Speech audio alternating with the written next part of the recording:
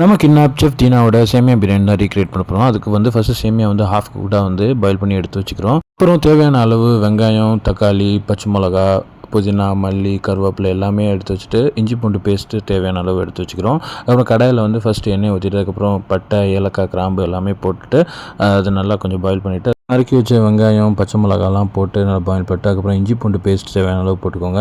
அப்புறம் தக்காளியை போட்டு நல்லா வதக்கிடுங்க. வதக்கிட்டு அதுக்கப்புறம் நம்ம போன்லெஸ் சிக்கனை வந்து நல்லா குட்டி குட்டி பீஸாக நறுக்கி போட்டுருங்க. அதுக்கப்புறம் தேவையான உப்பு போட்டுருக்கோங்க. அதுக்கப்புறம் புதினா, மல்லி, கருவேப்பிலெல்லாம் போட்டு நல்லா கிண்டி விட்டுட்டு அதை வந்து அடுப்பை வந்து நல்லா சிம்மில் வச்சுருங்க. அதுக்கப்புறம் நம்ம என்ன கொஞ்சம் பாயில் பண்ணோன்னா அந்த மசாலாவுக்குள்ளே கொஞ்சம் சிக்கன் எல்லாத்தையும் எடுத்துகிட்டு பாதியை எடுத்துகிட்டு அதுக்கு மேலே நம்ம வச்சுருந்த சேமியா எல்லாத்தையுமே போடுறோம். போட்டுட்டு அந்த மிச்ச சிக்கன் மசாலா எல்லாத்தையும் போட்டுட்டு அதை திரும்ப புதினா, மல்லி, கொஞ்சம் நெய் சேர்த்துக்கலாம். நெய்லாம் சேர்த்துட்டு திரும்ப வந்து நம்ம தம்மில் போட்டுறோம். அதுக்கப்புறம் சுவையான சேமியா பிரியாணி ரெடி. நீங்களும் ட்ரை பண்ணுங்கள். பாய்.